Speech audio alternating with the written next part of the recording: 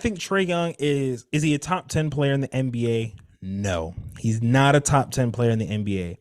Trae Young is not a superstar.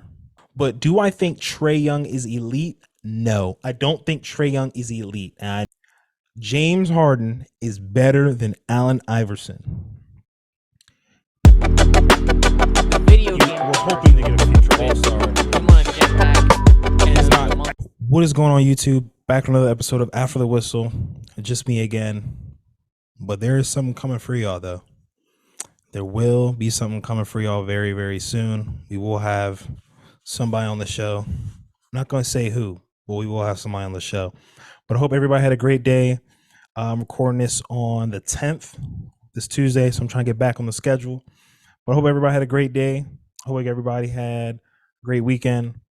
Make sure you guys like, comment, subscribe. Get us to that 100 subscriber count.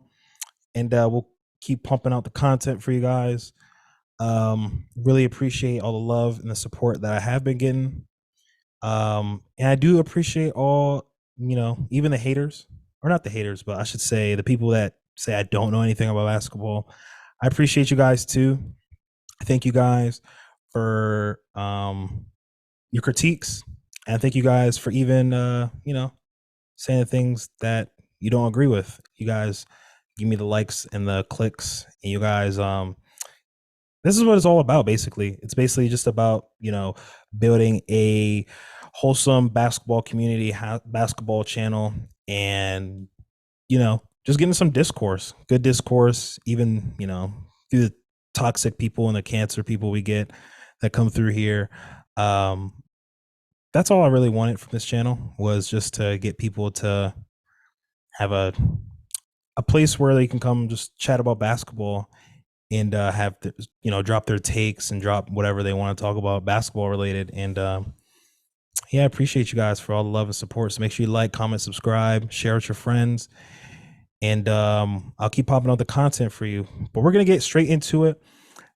This is a little unusual, but this has to do with college basketball, because I feel like this needs to be talked about. I feel like everybody knows what I'm going to talk about. Well, this has to do with college basketball.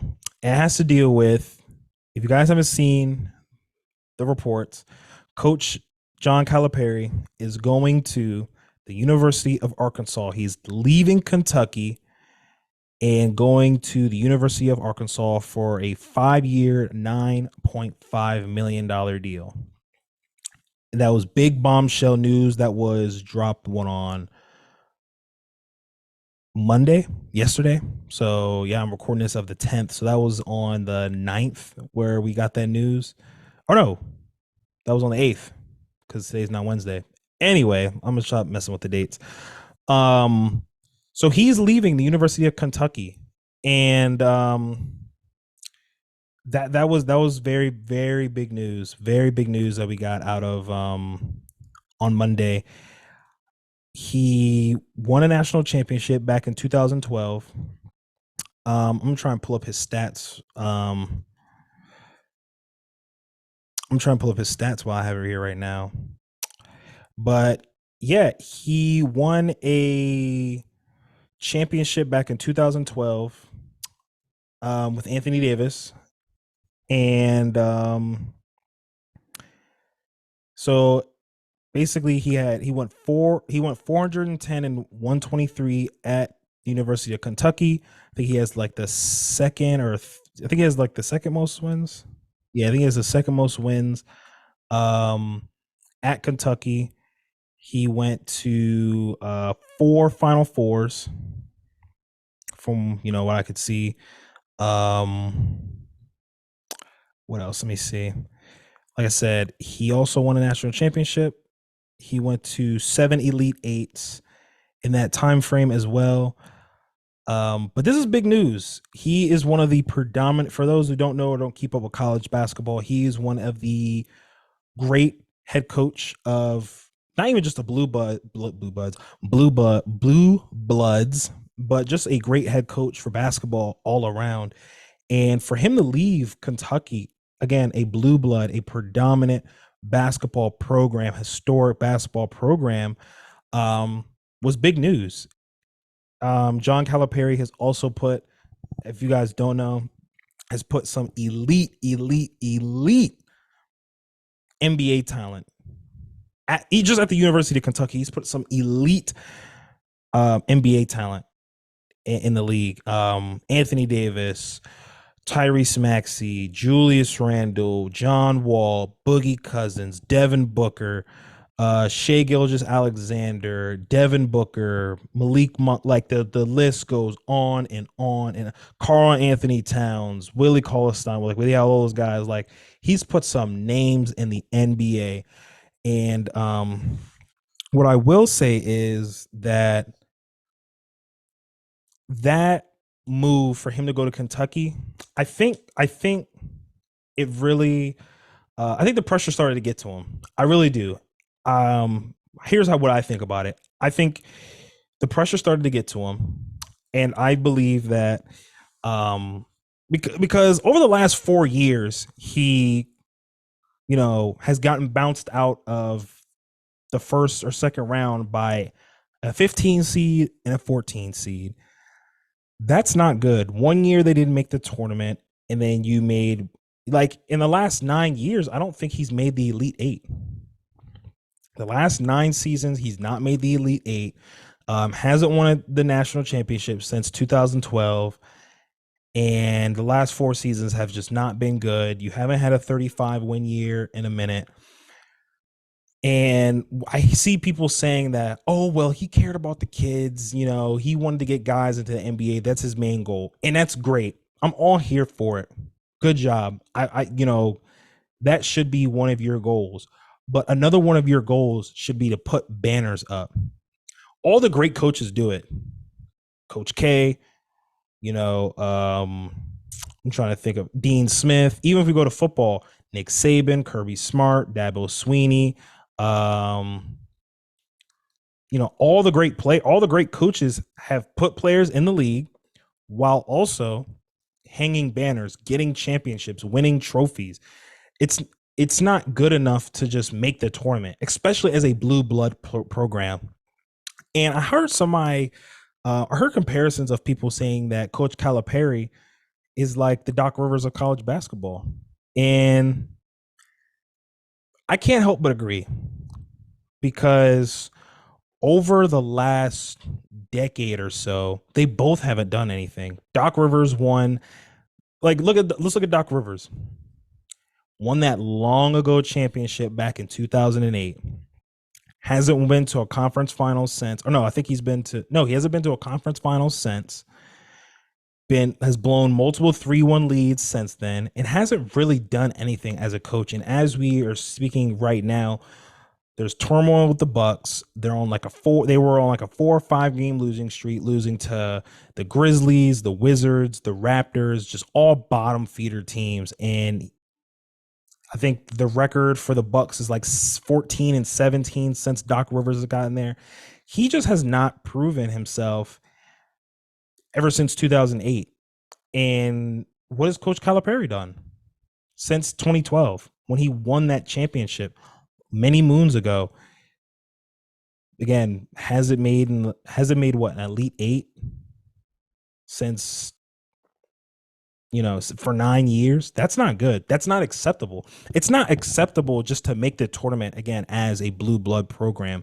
It's not acceptable to just to say, well, we got guys into the league. That's all like in if you look at, he's underachieved. He underachieved at Kentucky. Look at the NBA talent that man had.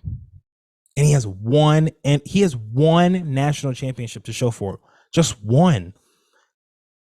Like, he put out all NBA level talent from his school, and you have one national championship.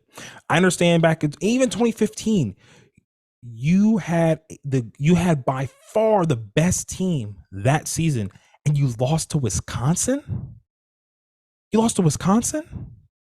Like, again, John Wall, Shea Gilgeous Alexander, De'Aaron Fox, Anthony Davis, Devin Booker, Boogie Cousins, Julius Randle. I'm trying to think. I know there's some other guys I'm missing, but just those names alone, and you have one national championship under your belt.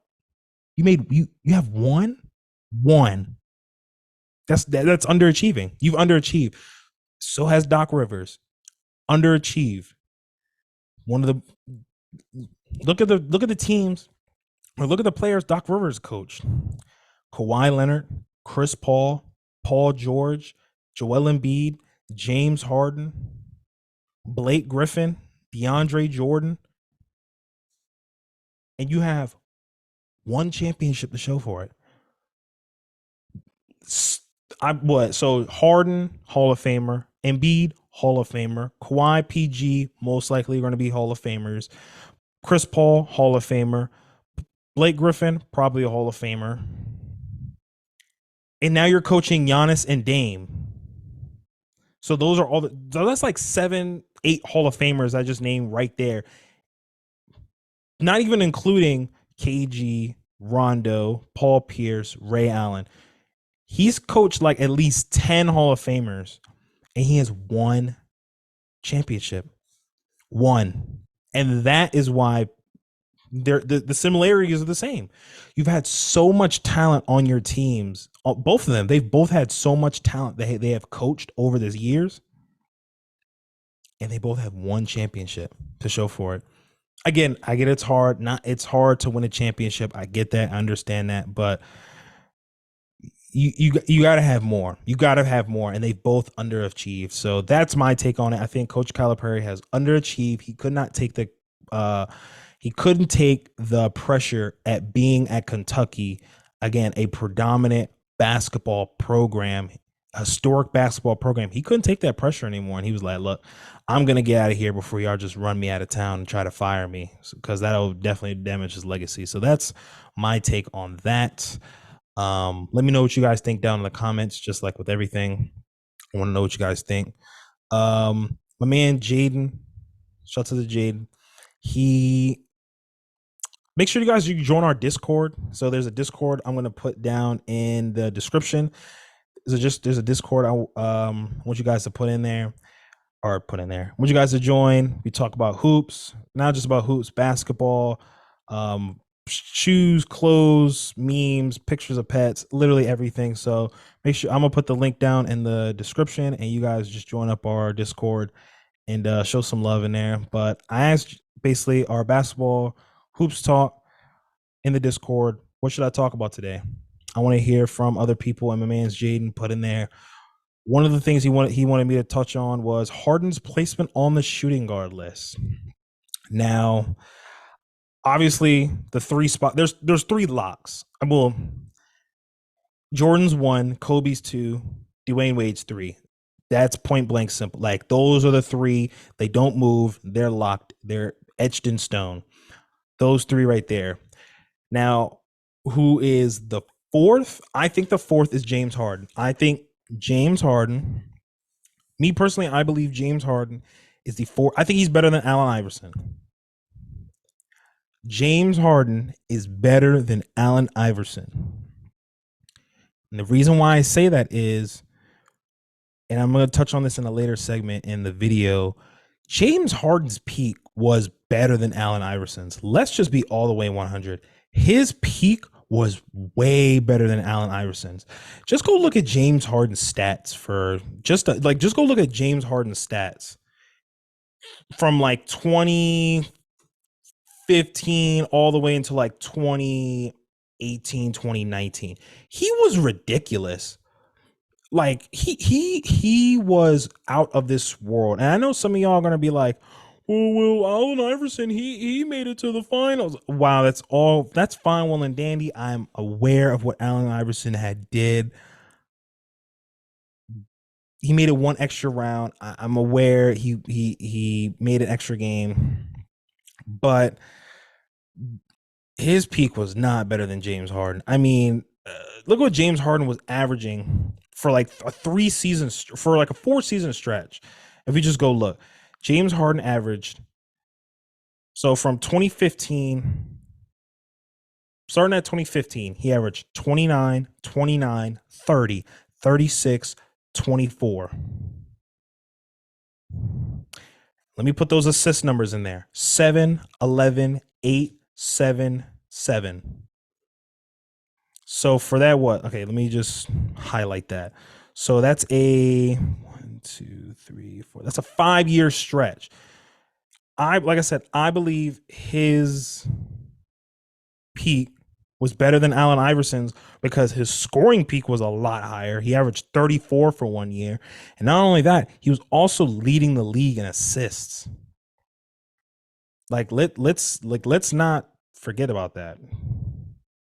James Harden was leading the league in assists with 11, and he also won an MVP. So they're both the same in that vein. They're both the same in that area. So we don't have to be like, oh, well, they're both the same. Both won MVPs. Um, but I think Allen Iverson's right behind James Harden. I think he's fifth, and then you can kind of just rank him from there. But yeah, James Harden better than Allen Iverson. If you think otherwise, then you're just kind of held on to the fact that Allen Iverson has a cool crossover and James Harden is just whatever. Another thing Jaden had me point out or wanted me to talk about was how good is Trae Young? Um, do I think you can win? I think Trae Young is he a top 10 player in the NBA? No, he's not a top 10 player in the NBA. Trae Young is not a superstar. Is Trae Young elite? I think he has an elite skill set. I think he's an elite level scorer. I also think he's an elite level playmaker. But do I think Trae Young is elite? No, I don't think Trae Young is elite. And I know people are going to be like, oh my God, how could you say that? He averages 25 and 12. Also averages about 4 turnovers a game. His shooting percentage is not the greatest either. And he's very lackluster on defense. And he's 5'11", so he can't really do too much on defense. Do I think he's all star? Yes, of course. I think he's all star level. Do I think he's superstar level? Or I think he's a star. I'll say, bam. I'll say it like that. Trae Young is a star. Is he a superstar? No. Is he elite? No. Trae Young is not elite. Do I think you could win a do I think you can win a championship with Trae Young as your number one option? No, I do not. No, I do not. Because if that were the case, I feel like they had a Cinderella run back in 20 was that 2021. Yeah, that was 2021, right? Because they lost to the Bucks in the Eastern Conference. I think he had a Cinderella run. You beat the lowly Knicks in the first round. I won't say the lowly Knicks, but the Knicks then weren't the Knicks now, if that makes sense. Like the Knicks back then had Derrick Rose as their starting point guard, I believe. I think Derrick Rose is their starting point guard. Like you still had Evan Fournier playing. Like was it Reggie Bullock was still on that team? I think like that team wasn't the Knicks that we know. Like if that 2021 Hawks team played the Knicks today, yeah, the Knicks are sweeping them. Like sweep. And then you played in the second round. We all know what happened. Ben Simmons passes the ball off to Matisse Thybulle, and then you lose the game. And then you played a real, I won't say a real team, but then you play an actual opponent with no fear, no, in their heart, no excuses, and you got the doors blown off you. I think they won like one game. So I think Trae Young is a star caliber level player. I don't think Trae Young is elite. I do think you could potentially win a championship with him, but not as your number one option and not as the guy of a franchise because he's too small. He's too small. I think offensively he's great, but defensively he's too small. He's too much of a defensive liability. He turns the ball over a little too much and his shooting percentage isn't the greatest. And again, excuse me, for a guy being so small, he's really going to struggle on defense. That's why I think he needs to play with, somebody like Wemby who could really cover that up.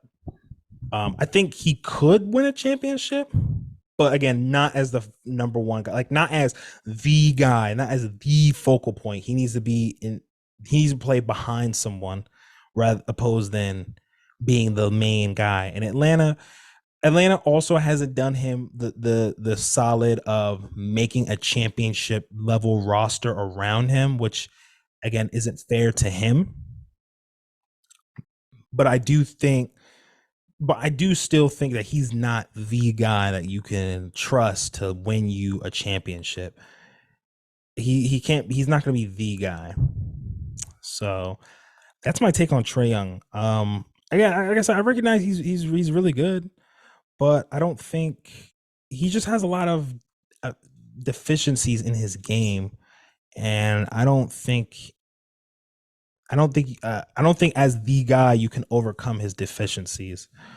And I don't know why the Hawks decided to pair him with DeJounte Murray, because after that 21 season, the Hawks they went out to get, that was the year they went to, I think the next year or that offseason they went to go get DeJounte Murray, and they ended up in the play-in still. Like they've been in the same place with and without DeJounte Murray. So that really hasn't worked out in any sort of way.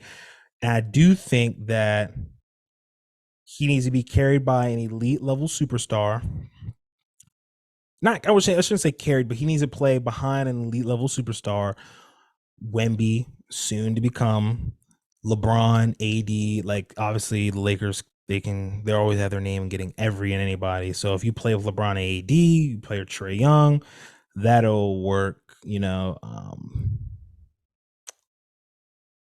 So I definitely do think Trae Young is star level. I don't think he's elite though. Again, I think of this rule of, if I have to think about you being elite, then you're not elite. Like when you say LeBron James, elite. Kevin Durant, elite. Steph Curry, elite. Luka Doncic, elite. Jokic, elite. Like you instantly think, like it's no thought about it. Like it's instant, like bam.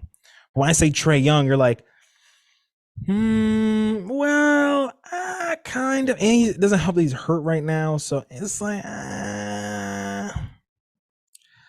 Another thing Jaden wanted me to talk about, the best 2K game, or the best 2K games. Well, no, he said, yes, best 2K games. The best 2K games, I will say my favorite 2K game, it has to be 2016, man. 2K16 was my favorite 2K. And the reason why is because 2K16 was so good, because I feel like that game I could stay on it all day long and not get bored. Like I would be on 2K16. I would get on the park, Sunset Beach Ballers. I did start out on, not Rivet, Old Town Flyers. I did start out with them, and then I was like, nah, these guys kind of suck. So I went to Sunset, and dude, 2K16 was just so fun. It was so fun because like there obviously were issues with the game. I feel like if I played it now, I feel like the dribbling was a lot smoother. I feel like it wasn't like so spammable. Obviously, you had the Jamal Crawford size up, or the side to side size up. Oh my gosh, the little like the behind the back thing. Oh my God, that used to break everyone. It did not matter if you were a rookie one and it was your first day playing 2K on the park, or you were a legend 4 and this is your 18th straight 2K you've played. It did not matter. That size up was breaking every single person. The size up was crazy. I just think I like how the gameplay was. The gameplay was like smooth. It wasn't so like animation based for some reason. It feel like the dribbling was more realistic. It feel like guys were dribbling. It feels like guys weren't dribbling as fast, and it didn't seem as spammable. It didn't seem as like arcadey. The game seemed like more simulation style. And when you got on the park, like yes, you can make greens. Obviously, you would make greens. I feel like it was more satisfying to hit a green, but I feel like you could hit whites too. You would hit a lot of whites. Like you would hit whites and you would also brick some whites. I feel like just being on the park was so, I feel like that was peak park. Like if that's in my opinion. I think maybe I'm a little biased because I didn't really play 2K17 park like that. I played my career, but I didn't really play the park. But But 2K17, it was just fun. Or 2K17, 2K16 was just fun. Like being on the park all day. Like that was the last. I think 2K16 was legitimately the last time I seriously played park. Like I really cared about park. I remember those Saturdays where you would get on and you would have to like play the games and on the park, and that would like go to like your park score, and then whoever won for that week, and then it was like, and then like whoever won the whole tournament thingy or whatever got a new arena. Like it was crazy. I remember like my park cards. I remember like you could start the game out and you'll be like the double rings of fire. Like that's how like you would start the game on fire. Like you would start the game hot. I remember that. I remember you have like clamps. I feel like it was just easier to play defense too. For some reason, I feel like it was more satisfying to play defense. Like it was hard because some of them guys you play, yeah, they were nice with the sticks. But I feel like it was much more satisfying to play defense. Like they didn't have to implement like the little like stamina boost, speed boost thingies like they do right now. And I just feel like it was just much more satisfying to play defense. And just playing the game overall, I feel like it was much more satisfying. Number 2 on my list, I might sound like an old head. I might sound like an unk. I'm not that old. I'm 21. But I think 2K11 was also fun. That is when the game was like, that was when the game was like real, like real. Like not real. Well, it was real because like, first of all, playing on Hall of Fame, I feel like playing on Hall of Fame back then was way different than what it is now. You can play on Hall of Fame right now, and with a 70 overall player, I could get a triple double easy on Hall of Fame.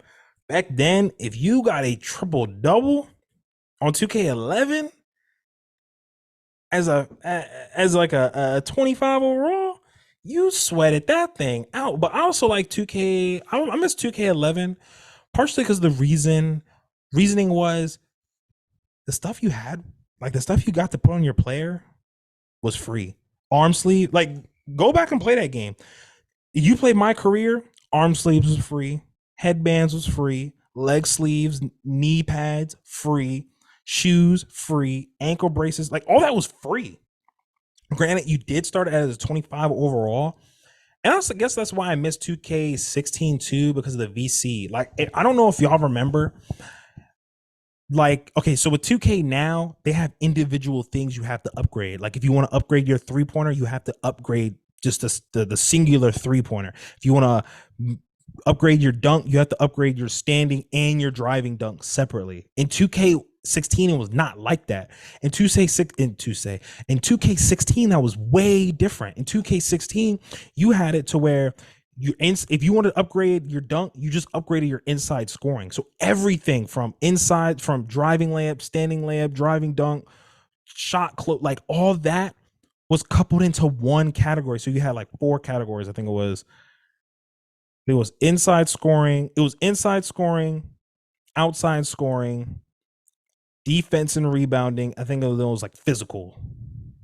So like your outside scoring, you didn't just upgrade your 3. You didn't just upgrade your free throw. You upgraded everything within that category. So if you had enough VC, let's say you had 3,000 VC and you wanted to spend that 2 ball, if you want to spend all that VC on your outside scoring, it would upgrade it all. And then I think it wouldn't upgrade it by just 1. It would upgrade like your 3 ball would get upgraded by like 2, your free throw would be upgraded by like 1, your mid range was getting upgraded by 1. Like everything was getting upgraded by like 1, 2, maybe even 3 attribute points.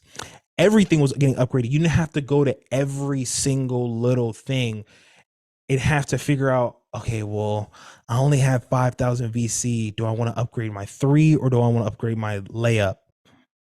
Do I want to upgrade my on-ball defense or do I want to upgrade my stamina? Like you weren't having to pick. Like, so if you had 5,000 VC on 2K16, you could, okay, I'm going to put 2,500 into inside scoring, and then which is going to upgrade everything. And I'm going to put 2,500 into the physical, which is going to give me my stamina, my vertical, my strength, my all that. And in 2K11, I would say everything was free, and I like that. And 2K11, I think that was like one of the last 2Ks you could do the dunk contest. Like, granted, it was on blacktop, but you could. I remember going on 2K11. You could pick whatever players you want. So you could pick Nate Robinson, you could pick Shaq, Vince Carter, Dominique Wilkins. You could pick those players, and you can go on the blacktop. You can place like because you can't do the like. Oh my god, this brings back so much nostalgia because in 2K now you can't do the dunk contest until you get to All Star Weekend. That's the only time you can do the dunk contest is if you once you get to All Star Weekend. Once you get out of All Star Weekend, there's no way you can do the dunk contest. There's no way else you can do it. In 2K11, you could go to Blacktop, pick out if you could literally like you could have it with you and your buddies. Like let's say you and your man's came. Let's say you and your friend came over. You could pick Dwight. He could pick Nate Robinson, and y'all can have like the split screen of the dunk contest, and then you could place out little props that you wanted. If you wanted to dunk over the hood of a Kia, you could do that. If you wanted to dunk over a motorcycle, you could do that. If you want to do a 720 dunk, like you could do that. Those are things like that was a game mode was the dunk contest. I remember the old 2Ks. I prefer the old 2Ks because that was an NBA Live. But I think you could also do the 3-point contest if I'm not mistaken. That's what I miss about that's why I wish 2K did. Like, I want to be able to play the 3-point contest. Like, I want to be able to have my friend come over or play online and I do the 3-point contest with, you know, 4 other players online. Like, that would be so much fun to do the dunk contest with 4 other players online. You do it on MLB The Show where you can do the home run derby. Could you imagine if you did the 3-point contest online and now it's crossplay? Now I think like that would be so fun. Like you have Steph Curry, Klay Thompson, Kyle Korver, Larry Bird. Like you would have all these guys playing online in the 3-point contest, and then obviously you would get granted BC. Like that would just be so fun. Or you could just recreate the dunk contest. Like you could play online, get 4 guys online, you queue up, you pick Zach LaVine, somebody else picks Aaron Gordon, another person picks Vince Carter, the other picks Michael Jordan, and y'all just do a dunk contest online. Like that would be so fun. That would be so fun. But I think those are my favorite 2Ks. I got a little bit passionate about that because sports games, they don't make sports games how they used to. And yeah, those are some of the greatest sports games. He also put down best sports content creators. Oh man, Chris Smooth. I think when it comes to sports content creators, if we're talking about video games and including this podcast stuff, Chris Smooth. Chris Smooth is literally the guy. I think Chris Smooth might have been like the first person to really do the 2K content. Like Chris Smooth saw all these other guys like Flight, Pretty Boy Fredo when he was at his prime, King of the Fourth Quarter, like all those guys. Like Chris Smooth walked so we could do this. Like Chris Smooth, I think is obviously one of the greatest sports content creators of all time. I remember he played what? Do y'all remember that video where he was playing Tony Parker in Need for Speed? Like, oh my gosh, he still has his profile picture set to that to this day. Like, I think Chris Smooth is definitely the greatest sports content creator. King of the Fourth Quarter goes up there. Y'all remember Mike Korzemba? Mike Korzemba definitely was up there. He had his little run that Joan was pretty fire. Pretty Boy Fredo was pretty good at one point. I know. Flight 2020 Flight was pretty good. 2020 Flight basically carried quarantine. Trying to think of somebody else. This some of y'all might know who this is, but I'm not sure. Do y'all remember like his name's Duke the Killer? He used to play Madden. He was pretty cool. I'm not really into the Madden scene like I once was. I think Madden out of all the sports games, I think Madden is the worst in my opinion. I think Madden is the worst sports game out today without a question. You go look at the features you can do in 2K. Like in 2K you can play My Eras. Now the only thing 2K needs to do is put My Eras for my career mode. If I can go and play in the 90s with my created player, 2K will be cooking. But like they added eras. If I want to go play in the 90s, I can go play in the 90s. If I want to go play with the 80s, I can go play in the 80s. And I can do that in quick play. I can do that on the My GM mode. I can start in 2005 and work my way up. Like In Madden, you can't play with historic teams, but I'm not even going to get into that because that's a whole different conversation for a whole different day. So, the last topic I did want to get into are my top 10 offensive players of all time. And this is what I wanted to get into. So, here are my top 10 offensive players of all time. This is not including who's greater than who. This is not talking about leaderboards, or this is not talking about top 10. Well, this person has a title and that person doesn't have a title. This person has an MVP. I'm talking about strictly your game getting buckets. Your offensive bag, your entire offensive bag, not just scoring. I'm talking about dishing out dimes too. The whole thing involving offense, how you affect your offense, how you make your teammates better, how easy it is for you to score. This is my top 10 offensive players list. Honorable mentions go to Kyrie Irving, Luka Doncic, Tracy McGrady, and Shaquille O'Neal. I didn't put those guys because there's a lot of guys on this list who are about getting buckets. And those guys just didn't make the cut, unfortunately. But here are my top 10 offensive players. So, number one, I said it before, I think it's Steph Curry. I think Steph Curry is the greatest offensive player of all time. He can beat you. He has a great handle. He can get to the rack. And we already know his shooting. His shooting. I don't even need to talk about it. His shooting ability is crazy. Again, his ability to move off. He's probably the greatest off-ball player of all time. And not only that, but he's also a great passer. And I know a lot with this list, a lot of people are gonna be like, well, he doesn't even have that many scoring titles, and he doesn't even have this many points. How could you say that? But I'm talking about just how easy you make it. I'm not talking about scoring titles. Like, scoring titles, yes, play a factor. You'll see that in a minute.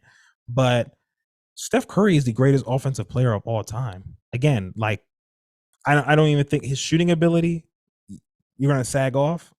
I'm going to hit this 30-foot three-pointer on you. Oh, you're going to press up on me? Now I'm going to dribble past you. Or now I'm going to run around these screens, and now I'm going to either hit the shot, I'm driving past you, or somebody's rolling to the rim, and I have a big man in the paint open for a dunk. I don't think he goes without saying. Kevin Durant, I think, is the second greatest offensive player of all time, because Kevin Durant was the first unicorn. Again, Kevin Durant is a 7-foot monster. In his prime, Kevin Durant won an MVP. He's basically Dirk, but better. 7 foot, can hit the three ball, can drive past you, dunk on you. Like, Kevin Durant in his prime, even right now, Kevin Durant isn't as athletic. He's not getting to the rim as he once did, but Kevin Durant in his prime was giving you 30, 35 points a game back in those OKC and those Warriors days when it was peak Kevin Durant, like when he was complete. Oh yeah, he how are you stopping him? How are you stopping Kevin Durant? Put a hand in his face like this. Oh yeah, you can't contest his shot, because if you jump with him, he's already shooting at a 12-foot apex. So you're not blocking his shot. And then for a 7-footer, you can't put guards on him because they're too small, because he's just going to jump and shoot right over the top of them. And you can't put big men on them because they're too slow. So he was a matchup nightmare for his career. Number 3 and number 4, you can interchange. But the third best offensive player of all time is LeBron James, and right behind him is Michael Jordan. You could flip the two, honestly, and I would not fight with you.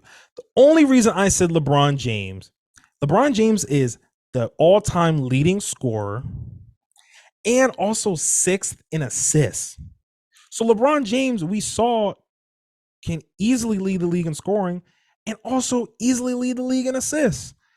But I also understand that Jordan did lead the league in scoring his rookie year. He averaged like 30 his rookie year. Like, he is like he is second all-time like scoring titles. So if you want to say Michael Jordan, I just said LeBron because of his passing ability alone. I think just I feel like he has comparable offensive ways to get to put the ball in the basket, but also being a like I feel like the gap from LeBron and Jordan being scorers is closer than LeBron and Jordan being facilitators and passers. And I think LeBron being a better passer makes him more lethal because that's another way he can kill you on offense. And he's also a better 3-point shooter than Michael Jordan, but they didn't emphasize the 3-point back then. So I'm not going to hold it too much of against them. But if you want to say Michael Jordan is the third greatest offensive player of all time and LeBron's fourth, I'm not going to fight you on that. Honestly, from here on out, the list can just get flipped. The whole list can be flipped. And honestly, you can just put whoever where. So those are my 3 and 4 spots. My 5th spot is James Harden. And my 6th spot is Nikola Jokic. Y'all let me know down in the comments who is a better offensive player, Nikola Jokic or James Harden in their primes, peak for peak. Nikola Jokic right now or James Harden in his prime. Now, I already talked about James Harden in his prime, what he was doing. But I said James Harden was better than Jokic because why? James Harden was literally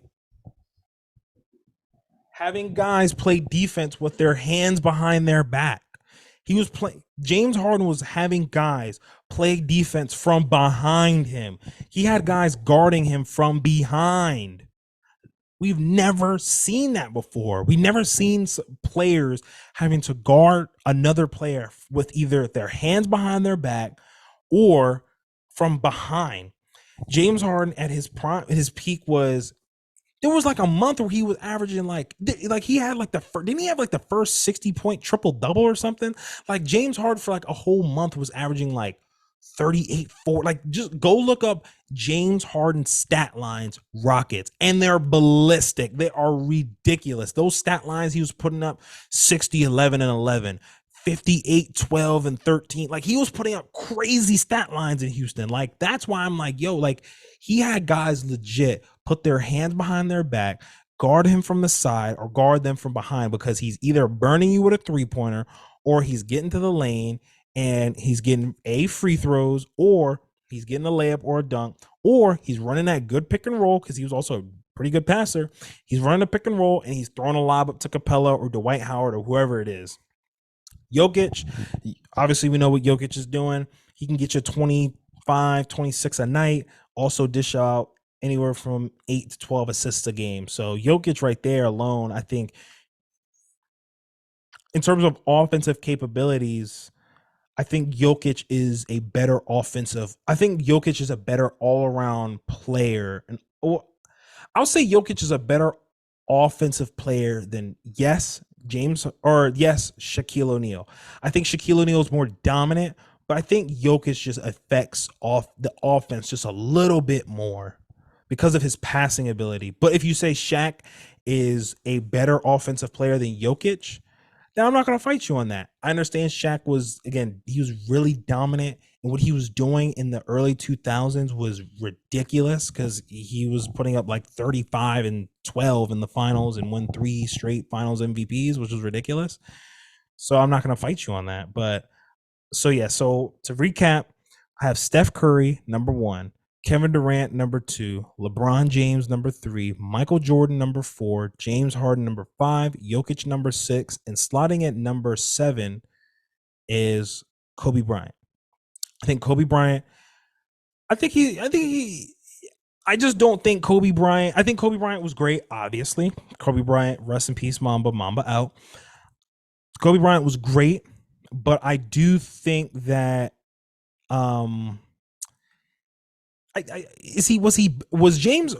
was Kobe Bryant's offensive peak better than James Harden's offensive peak? Like when I think about this, was Kobe Bryant's offensive peak better than Jokic's, James Harden, Jordan, LeBron, Kevin Durant, or Curry's? I don't think so. I do understand he averaged like 35 one year and he had an 81-point game. But I don't think Kobe Bryant's offensive peak was better than James Harden's offensive peak. I just don't think Kobe Bryant, I think also what separates Kobe Bryant is from all the other guys is Jokic is a better passer, Harden is a better passer, LeBron and Curry are better passers. Kevin Durant is just a 7 foot demigod that was like the first ever that he's literally the first ever 7 foot demigod unicorn. Like Jordan, just because of Jordan, like the man has like how many scoring titles? Like, come on. Kobe, I think, was great. I think he also had a bunch of scoring titles as well, but I don't think he was quite the passer that the other guys were and affecting the offense like the other guys were. I think Kobe Bryant was a good passer, but he wasn't an elite level passer. Like he was, Kobe Bryant was not going to lead the league in assists. These guys, Jokic can lead the league in assists. James Harden has lead the league in assists. LeBron has lead the league in assists. I think Steph Curry may have lead the league in assists. The only other two guys were Kevin Durant and LeBron Jordan, but are you really going to argue that Kobe Bryant is a better offensive player than Michael Jordan and Kevin Durant? Like you could, but I don't think so. Behind him is Carmelo Anthony. Carmelo Anthony at his peak was getting his shots off in phone booths. Carmelo Anthony was getting his shots off with not even dribbling. That says it right there. Knicks Carmelo Anthony was just ridiculous. Like Carmelo Anthony was getting high 30s, 40s, and 50-point games straight jumpers. Like he was getting his points off as just jumpers. Like that mid post area, Carmelo Anthony was it, man. Dirk, I have at 8. Dirk, I mean, Dirk Nowitzki was the first stretch big we ever seen. Dirk Nowitzki, I think, is greater because at number 10, I have Kareem Abdul-Jabbar. And the reason I have Dirk above Kareem, I think Dirk Nowitzki is a better offensive player than Kareem Abdul-Jabbar. One, because Kareem, you have to get the ball to him. And then the same with Dirk, but Kareem was only effective on offense because, one, he was restricted to the block. Two, he wasn't shooting threes. And the third point is he had to play with an elite level point guard. So did So did Dirk, but it helps when you play with Magic Johnson, arguably the greatest point guard of all time. You know what I mean? Like you played with Nash, and then after Nash, you go to play with Jason Kidd. But Jason Kidd at that time was old, so he was still a good point guard. But Dirk was also we already know Dirk's fader was lethal as can be. He's gonna kill you in the mid range, and then he's also gonna pick and pop. Or you can pass it to him, and he can hit a three, man. Like, and what Dirk was doing, I think, was he's a better all around offensive player than Kareem. Again, I think Dirk is a better mid. I think Dirk is the better 3-level scorer, even though he doesn't have the pat, even though he can't really dribble like that. He was the first stretch big that we've seen. And I think he's just a better 3-level scorer than Kareem.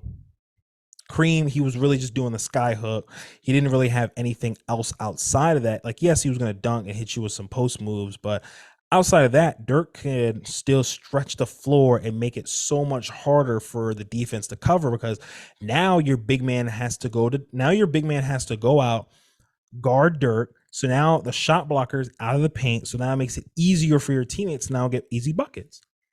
And that is my top 10 list for all-time offensive players.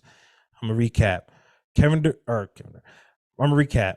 Steph Curry 1, Kevin Durant 2, LeBron James 3, Michael Jordan 4, James Harden 5, Jokic at 6, Kobe Bryant at 7, Carmelo Anthony at 8, Dirk Nowitzki at 9, and Kareem Abdul-Jabbar at 10. And those are my top 10 offensive players of all time. And with that, my friends, is all I have for you today. Make sure you like, comment, subscribe. Hit the bell notifications. I'll make sure to drop our Discord link down in the chat or in the description. And you guys can join that. Feel free to talk with us. And we will. Oh, I also forgot to talk about. Sorry, I lied. My friend Q, I put a thing out on our Instagram. So Q had wanted me to. So Q, I haven't forgot about you. I was about to forget. Q wanted to talk about OKC's playoff predictions. I think what are they? The second seed? I think they're the second seed or the third seed. Let me go check. I don't know what their seed. I don't know where their seeding is right now. It all depends.